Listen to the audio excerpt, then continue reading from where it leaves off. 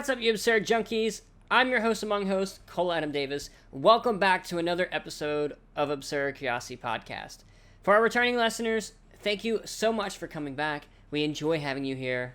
To those of you who are new, we're mostly a podcast that talks about science, technology, medicine, anything that really interests us, but most importantly, we laugh and have a fun time while doing so.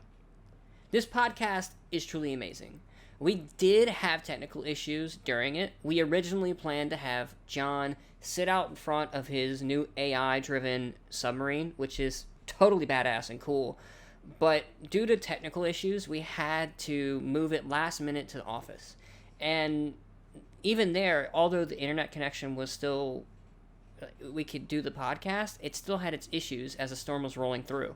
This podcast is truly amazing. We appreciate John coming on, and what you're about to see is one of the most interesting topics we've covered. I hope you enjoy it. Thank you for watching. How you doing, John? Hey, doing good. I apologize for that intro. That was one of the absolute worst intros I've ever done in my life. I was just so nervous to meet you. I'm so nervous to talk to you.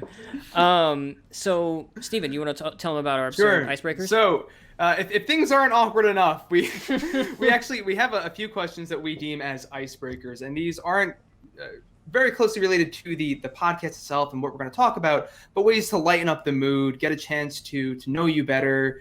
So we'll go ahead and start them off with Cole. So Okay.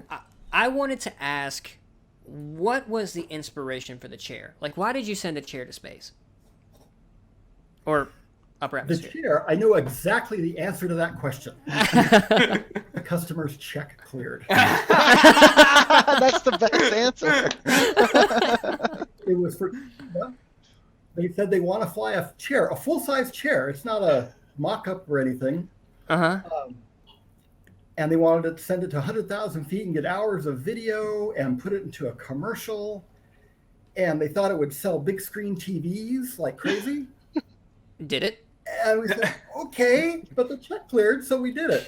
The amazing thing is it sold a giant pile of big screen TVs. We won basically the Emmy in Japan for commercials for it when it came Really? out. So we got to go Wow. to Japan and get That's the awesome. Emmy Award thing. And it was just the most amazing thing. Why the chair? I can't tell you, but they were right. It sold a bunch of TVs and got so all is good.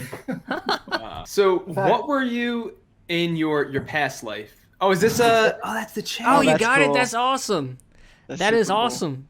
So how did you guys just put like a GoPro on the satellite, or did you actually have like a good camera set up on? Oh, we actually had Harris Zambula. He's the director of cinematography for Batman. Came Oh. and directed the shoot. It was about 45 people in the desert for about 4 days. We did 4 flights to get all kinds of different sun angles. There What were 6 desert were you in? flight cameras involved.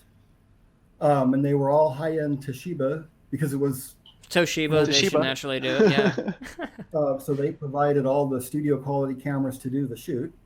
And this giant mega hard drive that we had to fly. Oh, that's recording what it that all box down. was. That's what the Yeah, box right in was, the that center big of Pelican bot. That's Yeah. insane. Because No, no. I saw that the chair was just like in pieces in one picture. Did you guys have multiple chairs to Oh. fly up? With the chair, we wanted to deploy the chair separately after peak altitude on the descent because we're worried about the chair coming back and striking the vehicle. Oh, okay. So we wanted to have its own GPS, its own tracking system, and separate the chair from the vehicle for the descent. Huh. But they wanted it all to be together. Now the chair was full size, but it was actually made out of balsa wood. And they had a studio, Hollywood model studio, make the chair for us. Actually, a whole series of chairs. There's a lot of chairs. Yeah. And sure enough, on the descent, the chair swung up and smacks into the vehicle. Oh, In no. fact, they showed that on the commercial because it was real dramatic. They took the sticks out of a 2x4 cracking when it hits the vehicle in the commercial to make it very dramatic. Oh, making it sound dramatic. Okay. But it was just balsa and just kind of fell apart. But it was all held together by line. So it just Interesting. descended with the vehicle. What desert is it in, John? That one we did out of the Black Rock Desert in northern Nevada. Gotcha. We flew out of there for about 30 years. Wow. For about all kinds of different projects, airships, rockets, balloons. Where are you guys going out of now? Now we're going out of our own facility. The Black Rock Desert used to be in the 80s, this completely remote area in the middle of nowhere. No one knew where you were. You'd never see another human being. The FAA loved it because we were doing things that you need to have people far away, you know. But lately, in the last 10 years or so, it's become the world's most popular remote place because Burning Man happens there. Burning Man, yeah. And not That's only funny. Burning Man, but Burning Man spun off a lot of secondary festivals. And they all happen out there. I was there. And so now it's hard to get a permit. You go out there and there's, at any given time, 1,000 people on the lake bed. Or at Burning Man, 70,000 people. That's nuts. And That's so nuts. the FAA says, well, you've got to be restricted down to 3 non-observed people within 20 miles, and you just can't do that out there. Wow. So about 5 years ago, we bought our own 40 acres of desert near there. Wow. So you bought your own? Up in a hangar, Wow. Wow. and we called it Area 42 because we're the area 51 at Groom Lake, that's to the south of us. Now that you mentioned that, we have like an entire well, not an entire section, but we have like a little clip of the podcast questions later of, aliens and stuff like that. So, So we tease them that all the real interesting stuff used to happen at Area 51. Now it happens. Now it's at Area 42. Area 42. Now it's at Area 42. That's funny. And you have a hangar. You have a whole some of the pictures that we see on your website. Is that the hangar at Area 42? Well, there's the really big hangar that the big airships are in. And that's at a local hangar at McClellan Air Force Base. Okay. Now, we have a building up there, but it's about as big as the building that the submarine was in. Before JP Aerospace, where were you? What's your past life? There isn't a whole lot of past. We actually formed JP Aerospace and incorporated it when I was 17 in high school. Oh, wow. And we bid on our first NASA contract.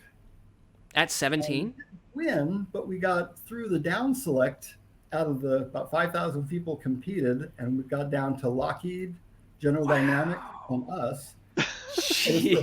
And that's when they discovered that we were all 17. And we were told on no certain terms that we were not to be bidding on contracts again. And That's hilarious. kept going ever since. So they told you that you could not bid on any more contracts because you were 17? Until we were no longer minors and can legally sign the contract. Oh, Well, okay. The strength of it is we had brought in a whole bunch of former Apollo engineers, because in the 70s you can find a bunch of Apollo engineers. And the Saturn S4B was built. There's a vertical assembly building like at the Cape, still out there in the field, about 5 miles from the shop here. Really? And all those guys that built the S4B, the second stage of the Saturn, retired here. So we got all them on our program. How did you manage that? Like, the very first person you were trying to bring in, did you were just like, hey, we've got beer, you can come in and, work on your free time? Or how did you recruit from the very beginning? We went to IAAA meetings, the local engineer society, and they all come to that. And we'd come out and say, well, we'll let you do it how you want to do it. Not how you had to do it all those years, but if you had your way and you could tell the boss how to do it, we would listen to you. And it'd be our job to raise the money and your job to design the thing, and we'll build it. And that was appealing. They may not have thought we were a bunch of kids and not actually being able to pull it off anyway, but maybe it was just fun enough to give it a try. Well, so what was how do you get inspired to go after government contracts and start an aerospace company at 17, and then take that vision through your whole life? Like what was this? Was there a spark or a moment that made you just say, this is it? I don't really know, because some kids have pictures when they're little of spaceships. They drew the spaceship with them sitting in the spaceship. My mom has pictures on the wall of my spaceship factory. You want to build a Interesting. spaceship? So little spaceships, a little building, and I'm building spaceships rather than Oh, that's cool. drawing them. That's And interesting. I don't remember not being. So your past life was your current That life. is. You've been doing this forever. since you, Yeah. And that awesome. contract that was when we incorporated, but we were JP Aerospace about 2 years before that. selling T-shirts. Huh. Have you seen that program, the video game Kerbal Space Program? What? Have you seen the video game, the Kerbal Space Program, where it's like I've seen it. I haven't played it, but I've seen a lot of stuff come from there. It is very interesting. It's very intuitive too. Yeah, you as a kid probably would have been like that's it. You probably would never have built a space company because you're just sitting in front of your computer building space companies. But yeah, I may be dating myself, but when our computers back then literally were rows of vertical bars that you spun wire around. And to program it, you hooked all the wires in these giant nests together. And, Wow. 2 months of putting wired nests together, it would play tic-tac-toe. and a virus or a bug was an actual bug that jumped a circuit or something, right? Oh, yeah, the actual stuff that got stuck in there. Oh, really? So is John- that where it got bug come from? That's where the original name of, Really? of a computer bug came from, right? 'Cause Wow. Okay, I bugs didn't in know the that. That's physical actually where the computer. term comes from. Yeah, I right. didn't Wow. know that. I didn't know that. Now Cole and I look really young. Yeah. And your So- pictures. John, we have the question to start off the whole thing right here, which is, what is JP Aerospace and what is your mission? Okay, well, what is JP Aerospace and kind of what is our mission? There's actually two. We fundamentally wanted to make a space program that regular people can be a part of. Space has become this thing you watch on TV. And really, whether it's NASA or Star Trek, it's kind of the same. It's something that other people do. It's not something you do. Mm-hmm. So we wanted to make a program that everyone can come together and participate in.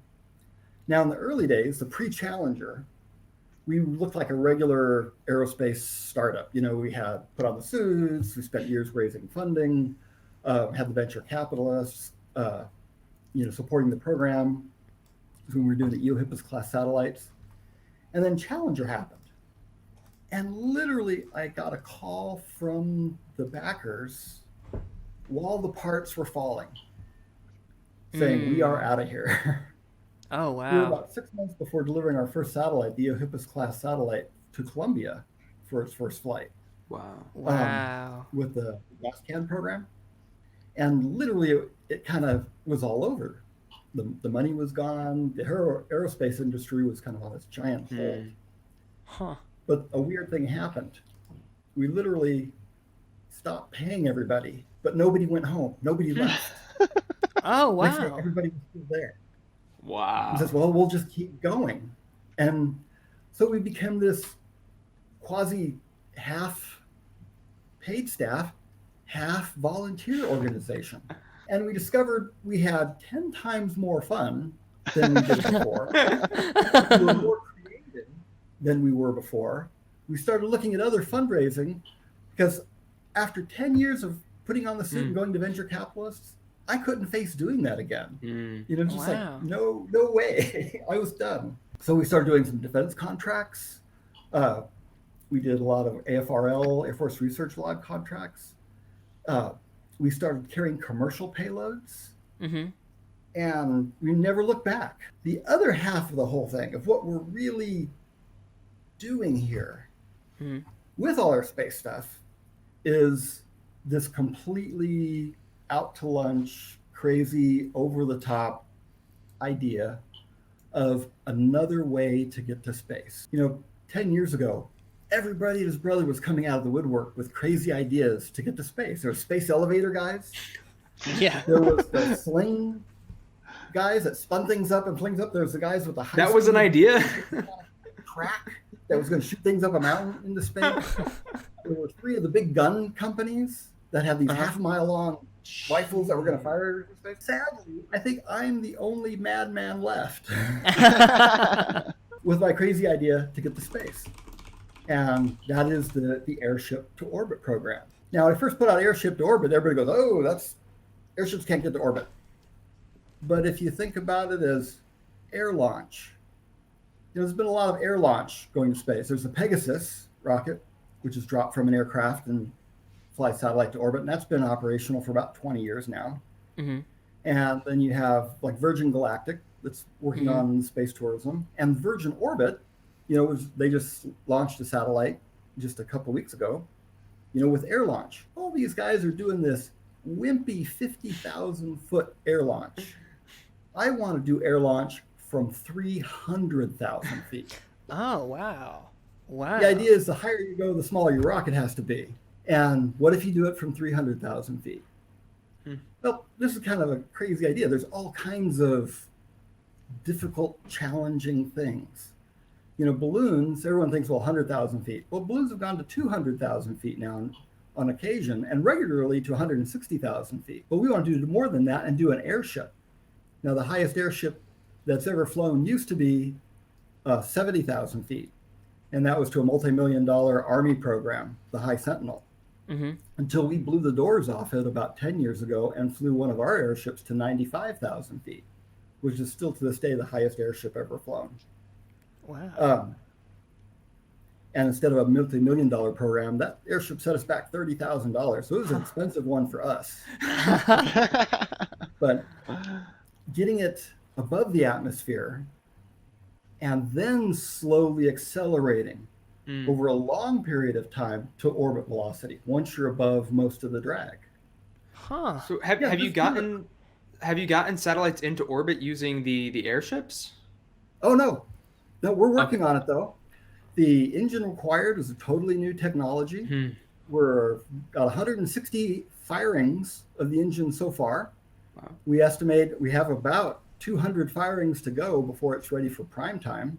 We're doing active drag reduction systems on board, and we have our Mach 4 wind tunnel that we're trying to pump to Mach 6 that we're doing all that testing in. We got small high-speed aircraft. It would really help if we had an SR-71.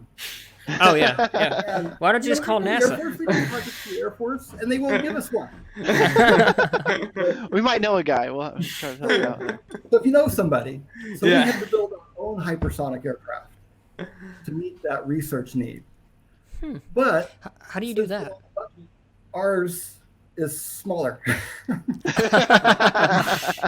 What we do, we take our hypersonic wind tunnel, put a burst diaphragm at one end, and fire it out. What kind of plastic is that printed out of? What? What kind of filament? No, just regular PLA. PLA? That's survive about 2 flights. And sometimes not. If something goes wrong, it's like on the last flight, we had a CG problem, and the little onboard computer shifted about a 1/4 inch in the back. It broke off its mounts. So it came up and became powder. Oh, really? Wow. Interesting. Do you record any of this? Lots of bubble wrap on the other side of the building. Do you print those yourself, or do you contract that, or how does that work? Oh, we print these ourselves. Cool. Do you have any videos of the testing going wrong? Oh, well, we have a lot of stills of the testing going wrong. It all happens within about 4,000ths of a second. Wow. So the video we have is, like frames of things going, wow. And we put there's a lot of those we've put up all over the So you're flying that little 3D printed ship up and then launching it from the balloon, right? Oh, no, this we're actually doing in the building. Oh. It's in a test tube. This is part of the drag reduction studies we're doing and the aerodynamic studies we're doing. Okay. So this is just a scale, so you could scale it up eventually. Yes. For our flight program, we do the airships. We've done 11 airships so far. We also do a lot of high altitude balloons, because before we do an airship, we'll take all the components up one at a time and test them at 100,000 feet. Because it really is a tricky environment. And in some ways, it's a little trickier than the space environment, because you have a 1/100th of the atmosphere up there. So it's just enough to be dangerous. So you can have on the one circuit board, if you're not careful, a chip literally melt because it's not able to radiate right next to a chip that freezes up because it's 90 degrees below zero out there. So you really have to manage your thermal issues. Oh, wow. Wow, I didn't know that. Huh, that makes sense though. What we end up doing is just hauling everything up, and because it's actually cheaper to test it in the real environment than it is to rent the chamber. Wow. And then you actually develop a team that knows how to work at the edge of space. I say this summer we're at flight 198 and we'll be crossing 200. Wow. Huh. Like, give us an idea. How many people are working on this project together with you, like behind the scenes and everything? Well, there's probably about 10 hardcore people that are here all the time, Mm-hmm. and then about 70 altogether. The people that kind of come in maybe once a month, or people that are in other locations around the world working on the project. What is the craziest thing you've launched to date? Oh, Or your favorite? What is your favorite project that you've launched so far? well, that actually is an easy one. Okay. Because all the airship to orbit is only half of what we do. The other half is we fly student payloads. We fly more student payloads than anyone on the planet. We've done We're gonna ask you about that. 18,300 payloads so far. How many? 18,300. 18,300. And these are the Very ping pong balls and About the 80 cubes, right? Ping pong balls and the cubes. About 85,000 students have been through the program. When I was reading, I was thinking that this would be the greatest thing for science fair. I used to do science fair and all that. Like, call John up and be like, "Hey, man, I got a ping pong ball for you." And it's absolutely free. That's And if you so look at cool. some of the ping pong balls, some of the sophisticated ones will have cameras on board, GPS, have 10 sensors, and In 4 one data ping logs. pong ball? One ping pong ball. That's impressive. If it's got 10 sensors, backup data loggers, and a GPS, Oh my gosh. it's going to be junior high kid. Every time. Junior high. Jeez. If That's it's so cool. plant seeds or something simple, it's a university professor. Really? It's just how it is. Both are good, but if something is really stunning and sophisticated, elementary school kid. That is the greatest thing I've ever heard. I judge junior high and high school science fair, and so that warms my heart to hear. That's great. We had one junior high team about 3 or 4 years ago did sample return from the upper atmosphere, because they discovered there's a whole biosphere up there, Mm-hmm. from 100 to 200,000 feet. Wow. And it's actually by mass a larger biosphere than terrestrial life. But there's one bacteria here, one bacteria a meter over here, another bacteria a meter over there. But it may be 50 miles thick and all the way around the planet. Mm-hmm. So it adds up. Right. So And how did they capture NASA's it? doing studies, the British space program is doing studies, and a junior high team did a very simple sample return and it was fairly crude, and they didn't get any negative results. But the cool thing is, a junior high team tried to do a sample return life mission at the edge of That's awesome. That's awesome. super cool. and gave it a shot. That is super cool. I'm convinced personally, and I say this a lot, because we've had over 80,000 students through the program in the last 18 years that we've run it, that the first person to walk on Mars will have flown a POMSAT. What is the volunteer space program, and what is the end game for this volunteer program? Well, 2. 1, to fly 1 million POMSATs. Okay, Oh, that's wow. a great one. And we got the picture of our millionth POMSAT sitting on the moon. Or a badly cartoon drawing that I did of a million POMSAT on the moon. That's cool. And to fly an airship directly to orbit. And instead of going thousands of dollars a pound, we want to compete with transatlantic shipping, which is pennies per ton. Jeez. Huh. So Wow. Okay. And Yeah. and I actually can't tell you if this crazy idea is going to work. And we've been working on it for decades, and apparently there's still a long ways to go. But every year we solve another problem, we get further. And I can only tell you that we're working on it. And I can tell you what the next step is, but I can't tell you when we're going to pull it off. Can't even tell you if we're going to pull it off. Hey, at least you're honest, right? Oh yeah. There's not a lot of people in the field like that. It sounds to me like the biggest overriding thing is inspiring the next generation Yeah, to come in and pick definitely. up the torch, and to carry the stuff on. Yeah. And you're not even, I would say it's like the inspiration. That was the first thing that came to my mind too. Was it's not even an inspiration of something unrealistic. This is something you could do today. You could get a ping pong ball and get it up to how many feet is it? What is it? 100,000 feet or so?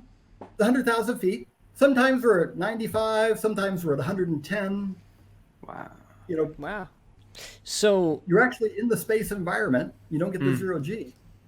Back in the 70s, the big argument was, did space begin at 70,000 feet or 100,000 feet? And there's all these studies, all the X-15 pilots. This is great debate, whether it was 70 or 100. And there's scientific arguments for one or the other that I'm not qualified to judge. But then there was this big fight of whether to give X-15 pilots astronaut wings. Huh. And the Air Force said yes and issued them. And the NASA said no, and they moved space to 50 miles. Line, saying where a wing cannot support it. In other words, no matter how big the F-15, it could not get to there. Is that the KARMAN line? To get your astronaut wings. So is that the KARMAN line? That's a KARMAN line. So space moved in the middle of all Wow. I never knew that there was a history of it. Wow. So wait, We're talking about moving it again. There's a big push to move it to Leo because they don't want the space tourists to get astronaut wings. Wow. That sounds so. The opposite of what they should be doing. It's a very elitist. Disincentivizing and it's like a Model X driver. You get part of vacuum that you can get in a lab. You get cosmic ray exposure. You get 400 degrees on the plus side, 100 degrees below on the shadow side. Wow. It's a harsh environment. Huh. But it isn't space anymore. That's do you guys ever have people send dosimeters up, like radiation dosimeters in the yes, ping pong? actually we do that quite. That's a popular payload. What's the average dose on a trip like that? Do you know, or do you recall? I would blow the number if I pulled it out of my head. Well, if you ever need some dosimeters, just reach out to me. I can send as many as you want for whatever you need there. I'm happy to do it. Fun project that I'm wanting to do. We've been wanting to do it for years. Keeps putting on the back burner because other projects, more important things like airship valves. We've been doing this whole new valve experiment. We're flying the valves over and over again to test them. So they keep getting bumped the cloud chamber experiment. You know, the positron, the first known antimatter particle, was discovered on a balloon in the 30s. Really? You know, they carried cloud chambers up in magnets so you could sort between matter and antimatter particles. And they watched cosmic ray collisions, and that's how they discovered the positron. And we're wanting to replicate that experiment. And plus, it would just be cool to say, yes, there was antimatter on our vehicle. That is cool. I didn't know that they discovered it that way. I thought it was discovered at CERN or something like that. No, actually, it was in the 30s on high altitude balloon. That's interesting. Well, if there's any kind of dosimeter that you need, like a specific, if there's something that we have, I work for a company called Landauer, and we can provide, that dosimeter. Oh, hit me up on that. Yeah, hit me up. For sure, I can make that happen. You know, the little very simple with the little Russian tubes and. So, as a volunteer space program, how do you get clearance for throwing these balloons up? Is it difficult since you're smaller and volunteer, or Nope. What's the process? We got in the late 1990s, we were the first folks to be granted a civilian spaceflight launch license. Really? And at the time, they considered us, even though we had a very small rocket launch from a balloon. It's a 5-foot rocket, 3-inch diameter, but we had to go through the whole launch license as if we were a Titan at the Cape. And it took us 2 years to do that, but it actually really got our feet wet with learning how to do the bureaucracy. And unfortunately, that's most of my job. Oh, really? Anymore. I get to file all our permits, our clearances for our launches. Now, the guys at the FAA, do they love you? Do they hate you? How does that relationship go? Or they just file your paperwork and say, okay, John? It's a mix. A lot of the balloon stuff is now real easy. They know us, and a lot of the balloon stuff is more just NOTAM. If we're doing something within regulation, regular balloon flight, it's just notification and coordination with air traffic. Our last big airship, the Ascender 9, that was the 97 foot long one. It's a big one we flew about a year and a half ago.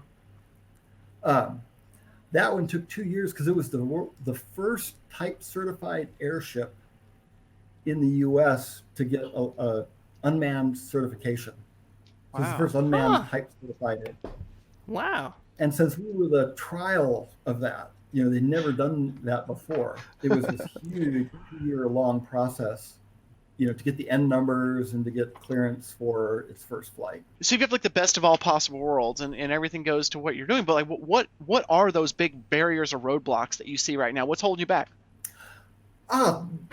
getting the big hangar, it's more the mundane things. Because all the steps in airship to orbit have been done. There's no technological problems. Okay. Part of the thing is a lot of the technological solutions exist only in the lab. It's like plasma drag reduction and plasma aerodynamics. Mm-hmm. It's been around since the 50s. They're getting 98 and 98.5% hypersonic drag reduction. What is plasma drag reduction? If you actually create plasma at the boundary layer, at the hypersonic boundary layer, okay, it moves it off the surface of the vehicle and eliminates the hypersonic drag. And at velocities above Mach 6, 90% of drag is from that shockwave boundary layer. And you can eliminate it. And it's known. And it's actually a grad level project that they do when they're trying to get their PhDs. I'm not saying that it hasn't been done. It hasn't been done in the public world. Okay. Yeah.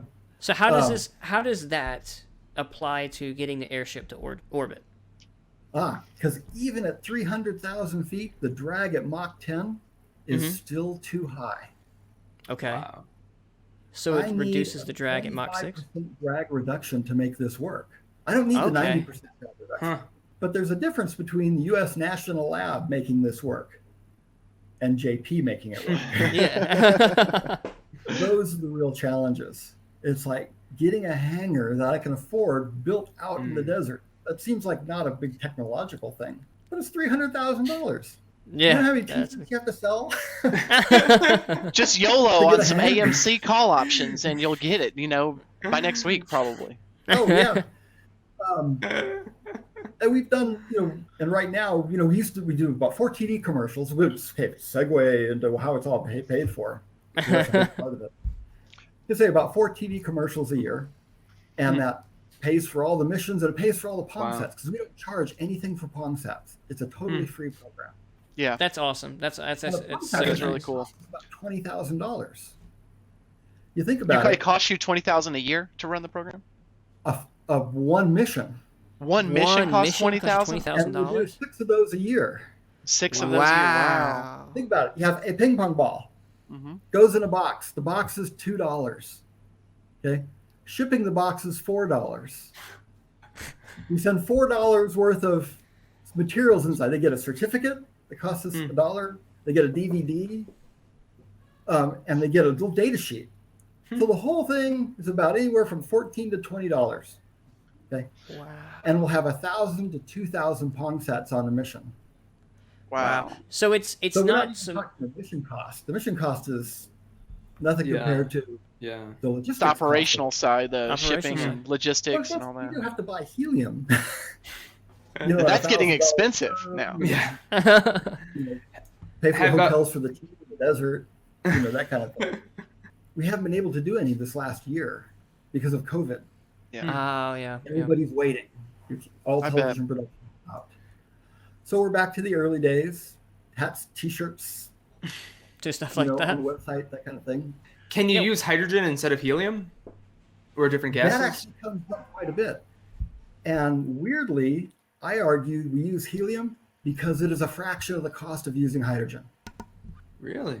Now you say the tank, instead of $300 for a tank, is only $50 for the tank. But unless you're going to put it in the back of a truck and sneak it up there, we get all our permits legally. So we're watched like hawks for everything we do. Okay. So you have 10 tanks of helium or hydrogen. Well, you can't just put that in the back of the truck. That has to be on a licensed carrier for explosive gases. Really? And your truck has to be placarded and insured for that. And the driver has to have a license for that and insured for that. And your building where all that, if you're more than a welder with 5 tanks, say you have to bring out 40 tanks, you have to carry another insurance policy for that. At both ends, where you're operating at and where you're operating from. Wow. And then all your equipment, you can't just use a gas meter and a valve. It all has to be explosion proof. Explosion proof doesn't mean it doesn't blow up. It just means it doesn't make a spark to blow up. It's a weird way they call it. But all your equipment needs to be licensed in that way. So all that helium, instead of $100 valve, you're now paying $4,000 for that valve because it's an explosion-proof valve. Wow. By the time you add it all up, helium is a bargain. A lot of people go with hydrogen because they just do it. You know, they just throw the tank in the back of the pickup truck. And, you know, if you're doing one tank, that's okay. You know, if you're just doing small things, but we work on a different scale. And plus, they watch us like hawks, and we don't want to mess up our permit that we've been working 2 years on by messing up, you know, our car truck permit. You know, the DOT don't play. So you have the ping pong balls which you launch. What exactly can you put inside of it? Is there a mass limit? It's just all confined to the volume of the ping pong ball? How does all that work? To sign up, we discovered that if you make the sign up process complicated, like you're going to do a NASA education process, you have to take a workshop. It is a pile of paperwork, and teachers can't do it. They don't have the time, the resources, the energy to devote all that time just for the administration of the project. And a lot of classrooms don't even have the time to teach science every year. They only teach it when the test regiment comes up. It's really kind of horrible. So we make it as clean, as simple as possible. Whether it's a teacher or an individual, a brownie troop, a lot of brownie troops fly with us. Really? The only thing you have to do is send us an email with how many they want to fly. Boom, they're done. Really? That's the entire sign-up process. I send them ID numbers for their pong sets. You know, because you get 1,000 ping pong balls on your desk, and you got to get them back to the right person. They have to write their ID number on the pong set, and that's it. Now we do have some rules. No liquids, because every time there will be a pong set with liquids, and in the Postal Service is what gets you, and it will have leaked out no matter how strenuous and well packaged and gotten all over the other pong sets. It just happens. Okay. So no liquids, no live animals. 3 ounces, and you can pack a lot in 3 ounces. Yeah. And then no explosives. Okay. Make that rule. But think about junior high boys and M80s. Has that ever happened before? On the vehicle, but they're sending them through the Postal Service, which is a felony. Oh my God! So they were doing it right away. No fireworks, no fireworks. For those reasons, and that's it. So what is the ship that you posted today on LinkedIn? Obviously, it's there's 3 there. Okay, the little one on the upper left. This right here. Yeah, yes, that's that. Yeah, I recognize that. Yeah. Okay. One below that is the Ascender 9. It's our 9th V-shaped Ascender, and that flew. Oh, that's huge! I didn't realize you have it. You have it right next to that RV, and you could really get an understanding of how big that is. Holy cow! That's actually one of the smaller ones. Have you seen some of the bigger ones? The one that's in the hangar looks massive. Is that the blue one? I saw the scaffolding. The scaffolding at the bottom. Wow. Yeah, and then on the right is the endgame vehicle, the orbital ascender. That's this guy. That. And I say everything about this project is insane. 1,000-foot long launch vehicle. Now I see this right here, and I see like it's got some. It looks like solar? windows or solar panels. Solar panels and ion thrusters. No, they're plasma engines. What's a plasma engine? About it. A regular ion engine has the performance, but no thrust. You know, you can lift a piece of paper up for 100 years. But if you put a chemical engine on this, it'll just go right through the vehicle, one side through the other. So you need a half chemical, half electric engine. Okay. Now, a lot of the electric engines, plasma engines, like the Vassamir, for example, use an awful lot of their power to create the plasma that is then accelerated out the back. What we're using is a chemical engine to create the plasma, essentially in the combustion chamber, tuning it with RF and then accelerating it out the back with a magnetohydrodynamic or, electrical process. Interesting. Now, So it's how actually how long will this take? So, like, let's say you're trying to get, because you said this is going to be used for cargo purposes, right? yes. So how long, in theory, of course, to get, say, New York to Japan, right? How long would it take to get up to, your orbit or whatever, and then come back down to deliver the payload? We think the vehicle is going to take 9 days to go from 140,000 feet, which is where it starts, Okay. to orbit. How long does And it take this to go? vehicle never hits the ground.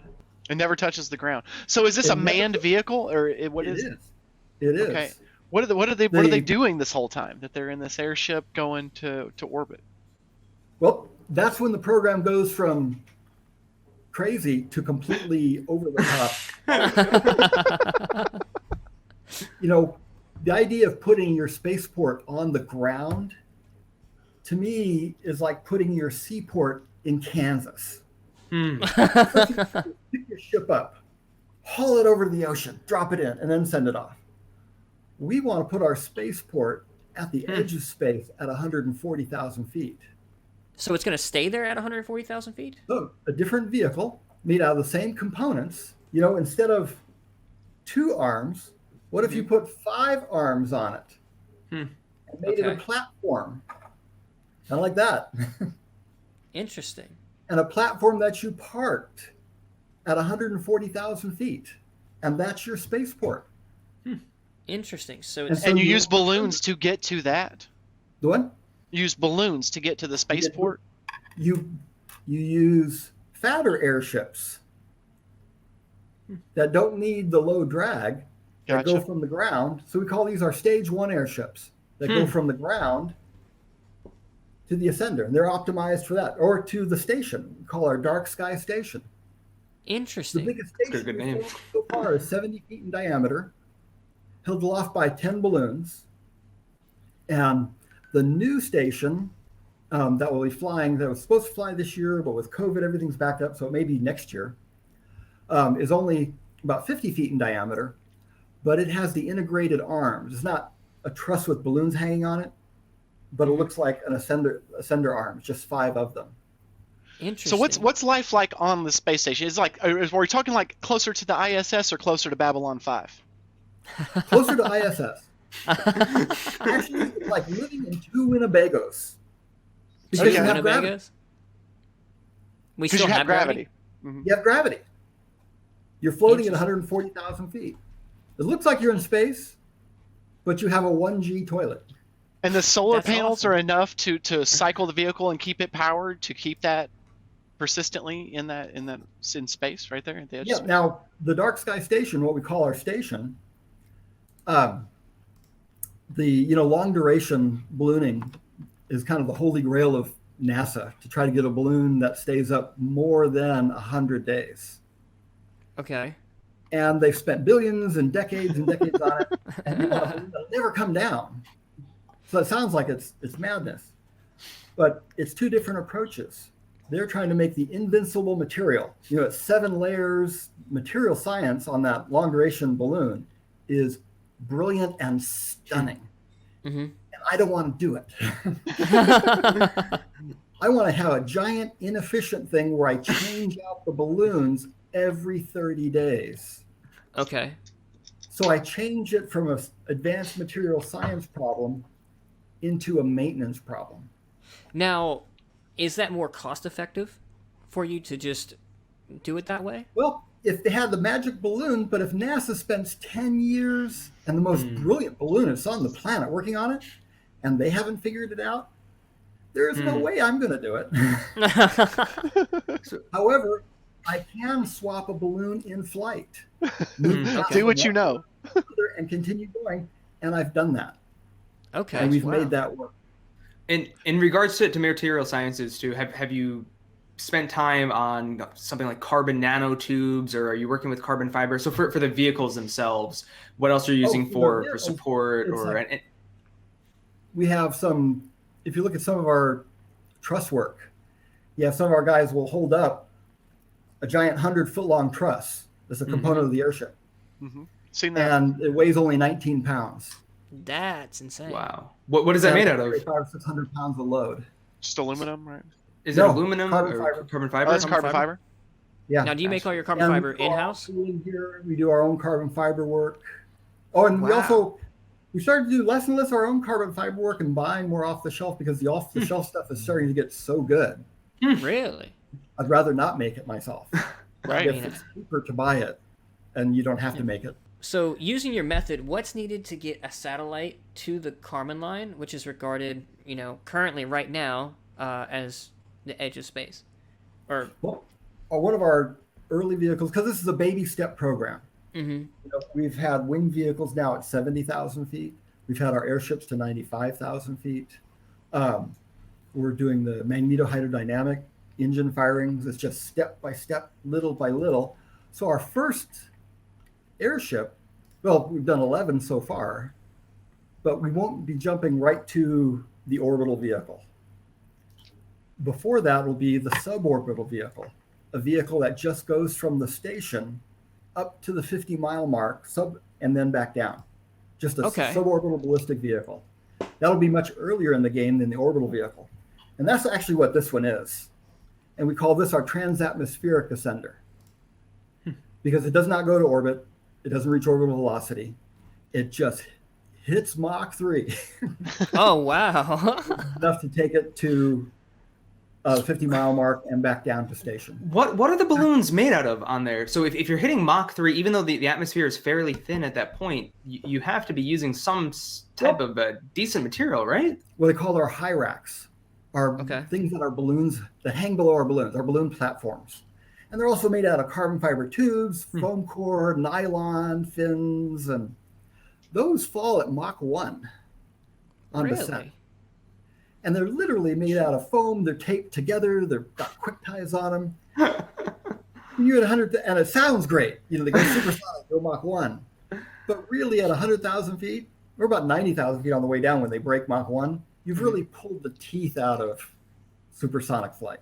And we don't intend for the transatmospheric ascender to break Mach 2 until we're at 200,000 feet. Okay. If you were there, if you stuck your hand out because it will be a manned vehicle. Yeah. If you do stick your hand out the window, you'd be going, I think I feel it. I think I feel it. That's okay. So you're why not use a remote operations for it too? Wouldn't you would have some weight savings on that, right? Oh, absolutely. One reason we want to go. You want to go? Okay. That's admirable. Yeah. Are you going to be one of the people to do it, John? Are you going to get on the ship? I'm going to get on the ship. That's respectable. That's awesome. Yeah. That is. That's awesome. When Auguste Piccard built the Trieste and went down below, two guys went. One, that's the submarine, old right? Man that invented, and the Navy, because it was a joint Navy program, they couldn't have just some scientist guy. So they got Don Walsh, brilliant scientist in his own right, but he was a healthy young guy that could survive the rigors.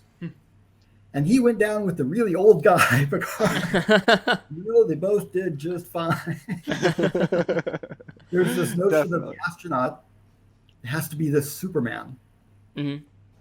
And for some things, absolutely. The test pilot era, absolutely. For some tasks, absolutely. Floating on the balloon to get to space, no. Interesting. And probably like less that, stationary is better too, because you don't have a lot of room to move around in. Yeah. Right? Or more stationary. Less G than my old pickup truck. So say, John, some of our listeners are thinking this is really cool and they want to get involved in JP Aerospace. What can they do? What can the average person do? What if they're close to you? How can they get involved? Well, if they're close, show up. Actually, I have to hold that right now because we haven't had work sessions for the volunteers. And when you say close, can you give I know it's in the... We are in Northern California. Sacramento, California. Okay. And what was it? We fly out of Northern Nevada. We have a facility there. But our shop, the building here, is in Sacramento. John, to kind of going back to material science, but what ultimately causes a balloon to burst once it reaches a certain altitude? Is it the heat? Is it does it inflate too much and it causes too much pressure? Well, What is All it? depends on the balloon. Now, the typical balloon we use plastic balloons, we use rubber balloons. We use rubber balloons most of the time because the burst is not a drawback of the rubber balloon. It's the feature. It's why you use a rubber balloon. Interesting. A plastic balloon that doesn't burst. But then you have to build a lot of equipment into it to make sure you can open that balloon up and tear that balloon. Because you have to burst it to get back down? Is that what you're saying? Get back down. Huh. You have like a mechanism that will pop the balloon on demand, like a control, or? We have line cutters.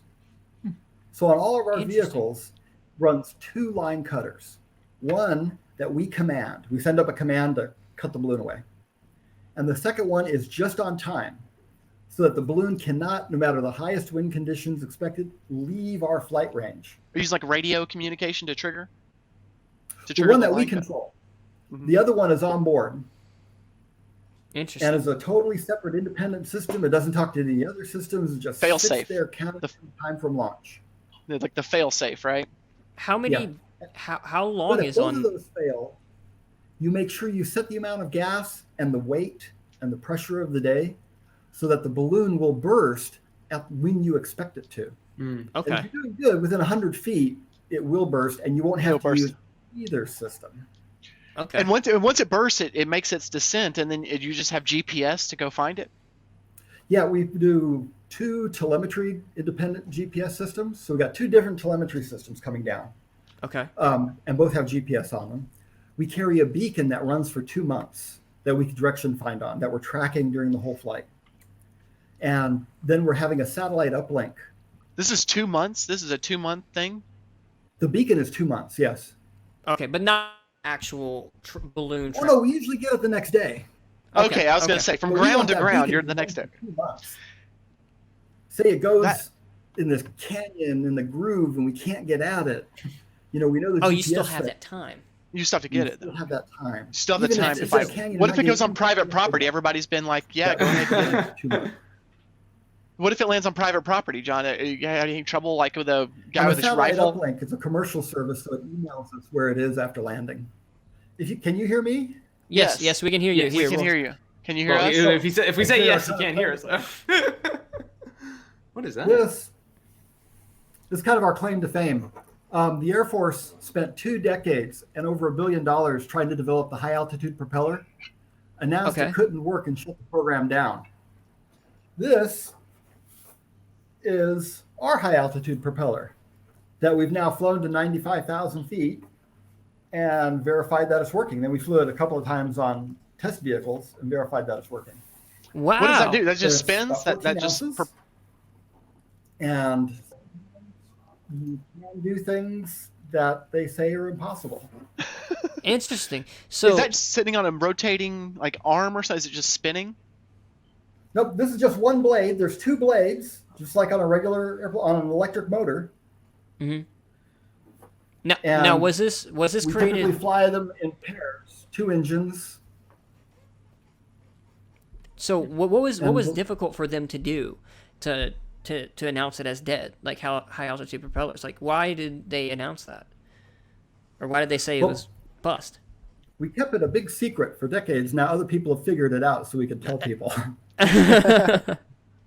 They were convinced that you had to achieve laminar flow to have any kind of performance in those low pressure regimes. Oh. Interesting. And I'll tell you the reaction of the colonel that ran that program when he came over to the shop, very upset, thinking I was a fraud, yell at me because he was one of my reviewers on an Air Force contract. Why we thought this proposal would work. And then the simplified aerodynamics. There's kind of 2 broad areas. There's laminar flow and turbulent flow in an oversimplified model of the world. Yeah. They spent 20 years trying to make a laminar flow propeller because they were Okay. convinced that was the only way to do it. Well, I was looking at their data, I was looking at their research, and again, smart guys, brilliant guys.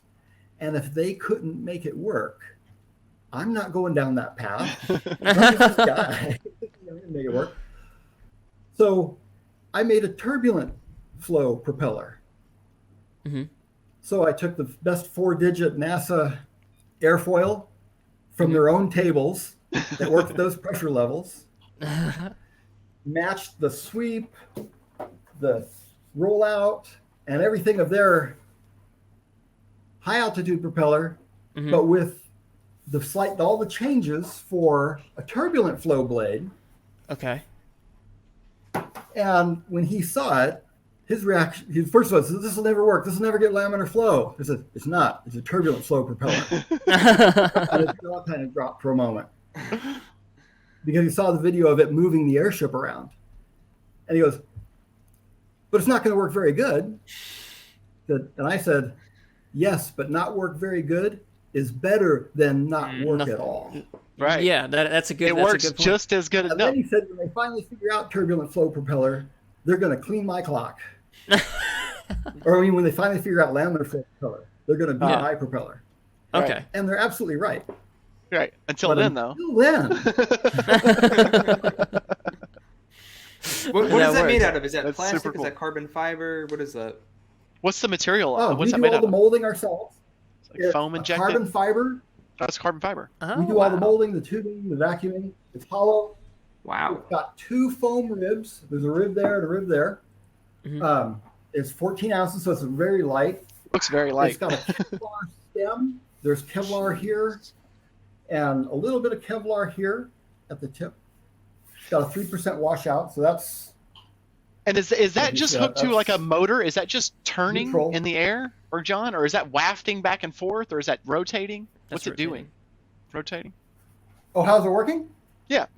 Oh, just think of it just like a regular propeller blade. Just spinning. It just spins. Oh, it's wafting back and forth? I don't know. It's I have rotating. a It's picture of rotating. it in action. Yeah, let's see it. It's cool. Sean, you're like, I don't know. This is so super cool, though. I'm loving it. Picture. Yeah, and I think you need. Oh, to... I got it now. There's Yeah, two yeah, of so it them on rotates. there, and it's propeller. Okay. Okay, Okay. Propeller. Gotcha. Yeah. That's super cool. That's interesting. Okay. Thank Totally you. makes sense. That's And neat. That's a huge regular frame. Now, propeller Okay, second one on there. right there. that's a huge Oh, this frame. one hasn't been painted yet. Oh yeah, jeez. So that's huge. that's a huge frame. Now that How you many put that flights propeller- has that done? How many flights have you done with that? Oh, we've done 4. 4 flights. That's cool. Interesting. So John, space is vast, obviously, and it's been here forever, you know. But do you think the Great Filter is a thing, and is it going to keep us from exploring the other solar systems? I don't think it's a thing. You don't think the Really? Great Filter? I would love to hear Yeah. your philosophy on this. I just think we haven't figured it out yet. You know, I get put all the time, "Oh, you can't do that because it was impossible." The example is the propeller. You absolutely can't. He can prove it. Very brilliant people absolutely mathematically prove you can't make that propeller work. But the question was actually more complicated. It was a bigger question. It wasn't propellers in general. It ended up being a very specific set that they were working on. So we actually did not do something impossible. So We our just went around. our great filters seem to be self-imposed. Then we're making Yes. our own great filters. So in my mind, The if math the proving you can't fly still exists and is still valid. So in my mind, John, though, Yeah. help me break this down just a little bit. So in my mind, if there was like alien, species out there, there's people populating other planets, they would be sending little tiny robot probes in every direction for billions of years, billions of times. So there would be like space litter everywhere with these measuring probes to find if there's other life. Like where are the probes? The very first instrument that we as a humanity invented that could detect that actually could tell, only went online 2 years ago. And the first thing it saw was a Muamua. What's a Muamua? Can you elaborate on a Muamua? Oh, Yeah, isn't please. isn't that the asteroid that or that the UFO thing? Explain it. They thought it was a comet. They thought it was an asteroid. You remember Independence Day, the first one? Yeah, When of the course. general's there and they're talking to all the Air Force guys. And the guy says, "Well, is it a meteor?" He says, "No, it's not a meteor." You go, "Well, how do you know?" The guy says, "It's slowing down." Oh. The thing that Muamua really freaked people out is it made a course correction. and they don't know why. And if it's a natural object, that it may still be, it exceeded any physical realm of that could happen. However, it does match space debris modeling. That doesn't mean that that's it. But to ask your question of why don't we see the junk, the first time we're capable, we've only recently became capable. And the moment we turn it on, well, not the moment, but in a very short period of time, boom, there's an object that is in question. So, John, I think I know the answer already by your excitement here, but the multi-million-dollar question, do you believe there is life beyond this planet? I'm not like a UFO guy. I don't think it's been here yet, except for maybe a Muamua. But the possibility of life beyond. I think we live in a crowded universe. Really? I think it's going to be hard to find places where there is no life. Really? That's optimistic. Or hopefully. And how to recognize it. Wow. It's like there is no place we can look that we don't find organic compounds. Right. That is true. Building blocks. But the moment we discovered how to find organic compounds, we discovered they're everywhere. That is And so this is one of these old guy things. When I was in high school, that was a big argument. There's no organic compounds anywhere. If life was in the universe, you'd see it everywhere. And we can't detect it. And we've looked.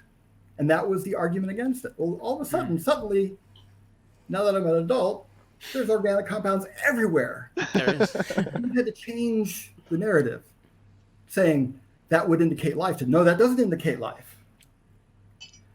Each time we get to them on the stage, it goes, no, but it's not. No, but it's not. And that's, that's probably appropriate. Okay? It really is. We want to be sure. So but every time we discover something that's going to let us see more, it's like, that looks like an indicator of life. So what do you think about the indicator that they just picked up on the clouds of Venus? Have you looked into that at all? Okay. We'll have to do a whole other show. Okay. I love it. Let's do a whole other show. We can do a whole one on. Let's put balloons into the atmosphere of Venus and flew them around. I don't know, you can see on the wall. Surface picture from Venera. Now, everyone tries to straighten out that picture. It's actually mounted on the wall that way. In the frame of the picture. The horizon is in the frame. I see. That's interesting. That's interesting. So, honestly, I want to get you on here and talk about, I mean, we could talk about aliens, or we could just break down, all the different evidences or the cool probes that we've put on different planets. I think that would be great to just have a podcast on that. That's not my field. I'm very opinionated about it. Oh, no. Opinions are things about it. That's what this show is about, though. So that's the great thing. Yeah. So we'll have experts come on from their fields and stuff like that and give us the real answer. But we also want to hear what other people have to say. And I think you're probably more qualified to talk about this than all three of us combined. So I mean I'd love to have you on talk about it. I have the solution to finding life on Venus. Okay, what is it? Is it Bring It? Go there. Yeah. Go there? What? Okay. Go there. Go there. Yes, go there. But how would you sure. capture it, right? Would you have like this big how would you capture, the molecules or the Well, I'll tell you what. It looks like from that latest finding that there's a possibility of life being in the atmosphere. Yeah, so it's like I saw it.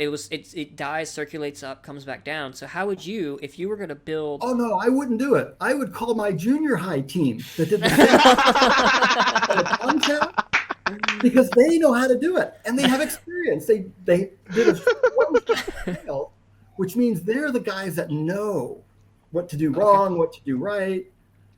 I literally would ask them, and that was about 5 years ago, so now they're undergrads. Okay. They relook and offer them a free ride on my shot to Venus. Okay. They would put that experiment together. So you would skip NASA, you would skip SpaceX, you would skip all these big people. You go, no, I've got a set of junior high kids. You nail this problem, pronto. Exactly. Because you have 10,000 junior high kids, all with their own experiment. And something to prove. I think. Yeah.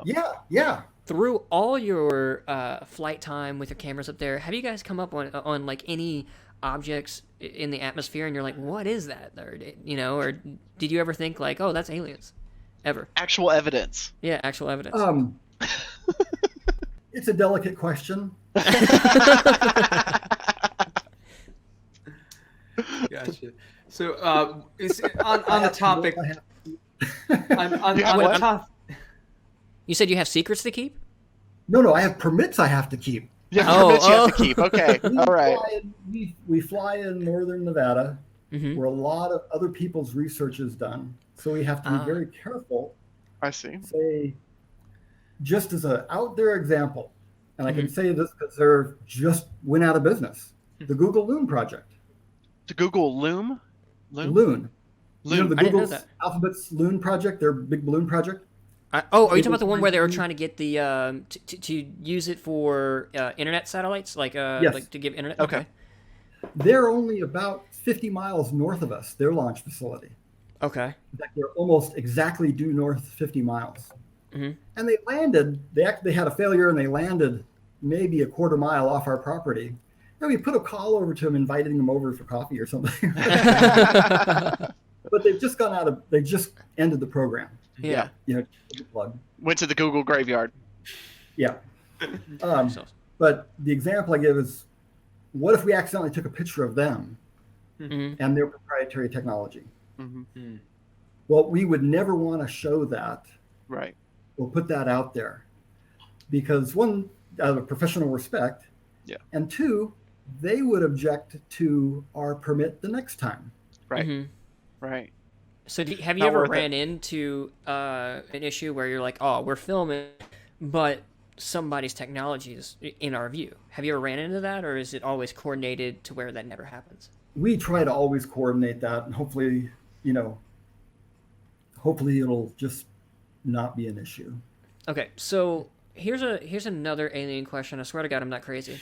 I wanted to get your opinion because you're the balloon guy, or you're known as the balloon guy in the aerospace industry. Back in like Roswell times, right? Whenever that whole crash was blamed on a weather balloon, why were all those alien crashes, quote unquote, being called weather balloon crashes? What was it, because they had just a lot of weather balloons back then, or they just thought like... Well, part of it was weather balloons were doing some of the really exotic stuff. Now we kind of dismiss it, oh, it's just a weather balloon. Back then, they were using weather balloons to track Russian atomic bombs. With the Really? And weather balloons were part of the big classified program. And if you were on the cutting edge engineer, and you didn't work for NASA on the space program, you were working exotic balloons. Really? I didn't know balloons were that big. A balloon doesn't have that dismissiveness that it tends to now. Mm-hmm. So it used to be the other exotic thing it could be. And so it was just like the catch-all. It was like weather balloon. Okay, cool. It's out of my mind. I don't have to worry about it. And you can say, well, we can't talk about it because the weather balloon programs are all the deep, dark classified projects. Because they're going, lifting up, listening for the Russian atomic bomb explosions, doing all kinds of things. So it's kind of taken on a different meaning now. Now it almost seems like they were being dismissive. Oh, it was just a weather balloon. Yeah. Where back in the day, it's like, no, we can't talk about this. It's part of the weather balloon program. Wow. That they were doing in that area. Wow, that makes sense. I didn't know that. So it was just more of a change in time and perspective of why I'm like, oh, for me, I wasn't back then, So as a young person reading this, I'm like, a weather balloon. Like, that sounds like such a cheapskate. Yeah, a little like, cop-out scapegoat. Exactly. And this is the origin of the conspiracy theory. I mean, it's like the first one, right? Or one of the first ones. Yeah, it would be the equivalent today of saying, oh, that was just an SR-71 on a secret. We can't tell you about it. Yeah, I mean, that makes total sense. Everyone would now. go, oh, we understand. While we're on the topic of little conspiracy world over here, what do you think about the images released from the DoD? What do you think they could be, if you've seen them? I saw them. Like the Tic Tac video and the Go Fast video and stuff like that. How do you feel? Was about it you, John? It wasn't me. Right. And I had to say it wasn't me. Because sometimes it has been me. Can you give us an instance of when we heard a news story that it was John Powell that did it? You know, there's all this talk of the giant V-shaped airships that slowly go at night and people see them. Yes, no fucking way. No fucking way. That's the one? That whole genre. But that makes so much sense. Not on our flights. Because we built these for the Air Force, the big ones. Wow. The really big ones. Oh, okay. So you're the UFOs. But no fucking way. Because we're not a classified organization. But we don't know once they were delivered. Wow. But Oh my God. And I would send in pictures of us that we have on the website of us in the hangar, not looking like aliens, not looking mean, kind of smiling next to our big airship. You need to start dressing up as aliens, yeah. Dude, that's awesome. And they wouldn't run it because the UFO was a better story. Oh, Right. yeah, It gets more clicks. Yeah. Oh my God. Well, this is before clicks. Right. That is amazing. It gets more quarters in the machine. Yeah. Wow. That's nuts. But the That is Tic nuts. Tacs, I don't know what that is. Yeah. So you weren't joking when you said it was you. It really was you. That's hilarious. But what do you think about the DoD ones, though? So what do you think about the DoD release? Flights. I have given testimony on that, and we were not there. That was not us. That was not our vehicle. Well, I mean, like, so they've had people say, like, oh, that's just a bird screaming across the water. I'm like, that, I mean, obviously, I'm not an aerospace engineer, but, like, you look at it and you're like, that's going way too fast. And then you look at it on the thermal imaging, it's not putting out any plume clouds. It's not a helium, it's not a balloon because it's, like, flipping and orientating itself and then just, like, going in different directions. I mean, is that possible with balloons? Oh, yeah. Really? It was all like, John those weird... all along. I look at some of that footage and, you know, again, that particular footage was not me. but I think I recognized the tech. Really? So you think it's a balloon rather than... I didn't win all the contracts I bid on back in the day. Well, I mean, like, this is that now. Kind of work. Now we do commercial work, but back in the day, you don't win all the contracts. Well, What do you recognize that as? Yeah, what do you think the tech is? Well, I think someone's doing airship work. So, but it was going, It's like... reminiscent of ours. So, the way that... have you... I'm not sure if you... I don't know. I don't have any knowledge. But that would be my guess. It's like... It looks like ours.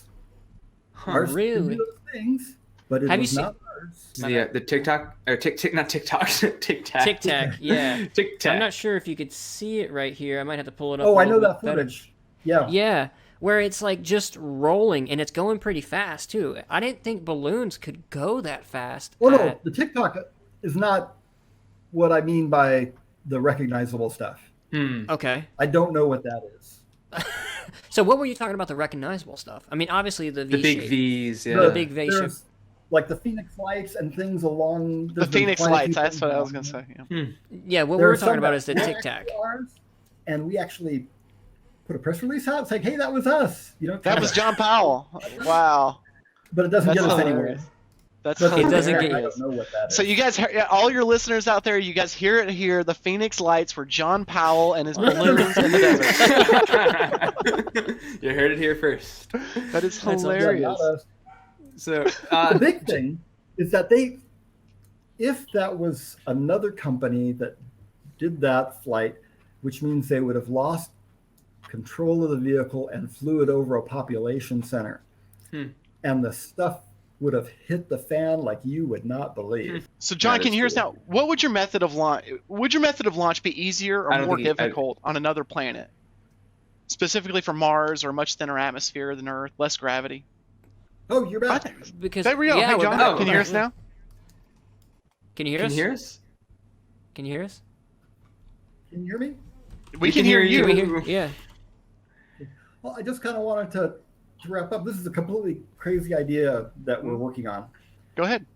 But what we're actually doing is just doing one step at a time, working out one project at a time, a little higher every year, a little faster every year.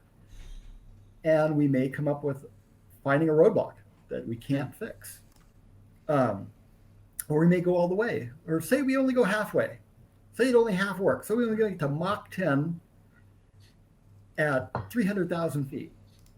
Well, then we'll fire a rocket off from there and have the cheapest launch system on the planet. And that's our booby prize if it doesn't work, you know? But so far, all the real impossible stuff has been the stuff we've been able to clear off our plate. It's really the more reality, mundane. Can we take research in the lab and put it into the field? Can basically us, a garage band, the space garage band, can we really do this ourselves?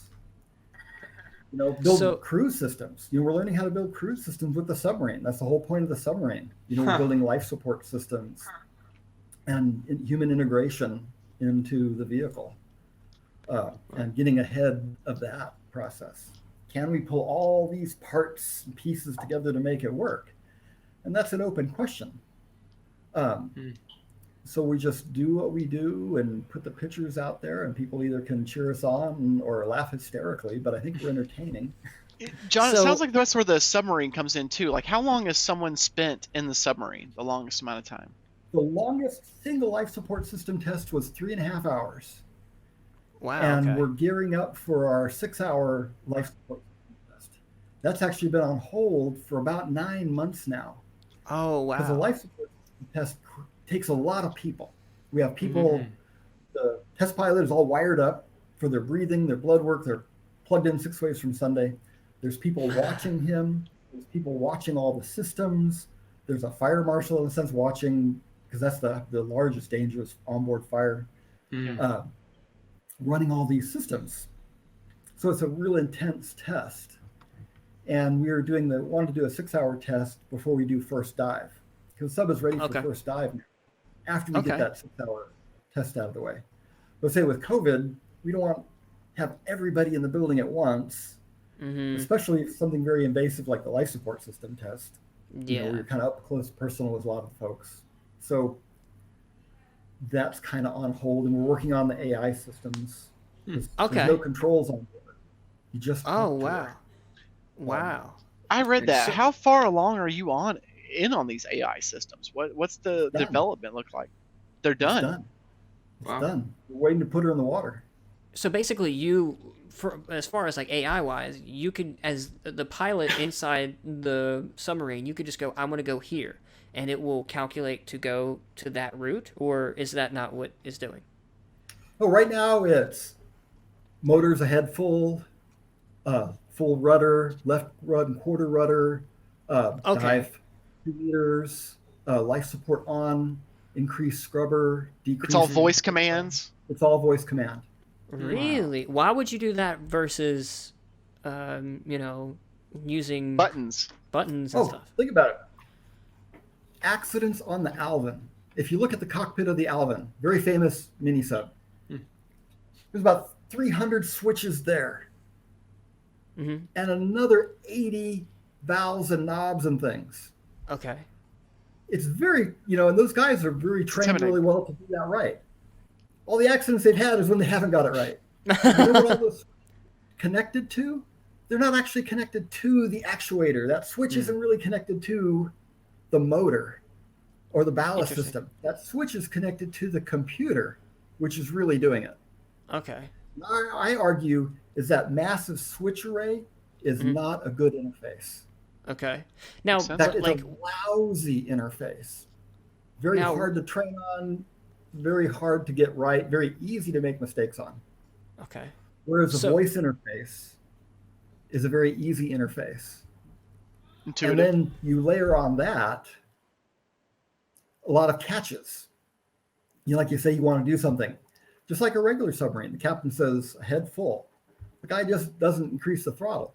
He asks the captain back, verify head full. The captain says very well or command confirmed. We do the same thing. In fact, even the rudder commands, like a head 1/4, a head smartly, things like that, we did all the dialogue out of real Navy ships. Really? Because we discovered that dialogue has evolved for over 2,000 years, those particular words. Wow. You just reminded me of the show, the Toast of London. It's a British comedy, and the guy Ricky, or the head character, voice records all the Navy ships, all the emergency voices, and it's all just he gets really silly with it. But it's a comedy. There's a lot of silly words. It is. It's a lot of silly stuff that he's voice recording, and abandon all ships and nuclear weapons launch, and he's going over that stuff. John, I wanted to ask you, based on what you're doing today, you're just the method that you're using. Would it be easier on the moon? Would it be easier on Mars to accomplish what you're aiming to accomplish? Well, the interesting thing about the surface of Mars, the air pressure of the surface of Mars is the same as the air pressure at 100,000 feet. So it'd be harder to get off. So, well, if you could go from 100,000 feet to orbit and back, it would be easier, because of lower gravity, to go from the surface of Mars to orbit and back with the exact same vehicle. Really? Interesting. I thought it would be more difficult because the atmosphere on Mars isn't as thick as ours, so it doesn't. Exactly. The helium balloons doesn't. The surface. So you've already made it there. You don't have to launch from the Earth to. You're starting at 100,000 feet. So we started at 100,000 feet. Huh. Interesting. Start at the equivalent of the surface of Mars. Okay. Wow. Wrapping this entire interview up, because we're coming at an hour and 35 minutes. I always have this question that I ask everybody. Is there any question or topic we haven't asked that you think it's important that we should talk about tonight? I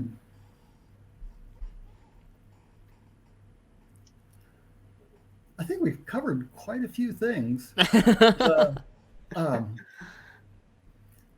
biggie is, we are not Lockheed. We are not Elon. We are more the garage band of space. People come out and look at our stuff and it's like, oh my God, you taped that onto the vehicle. Tape works great. But, we fly more than anybody.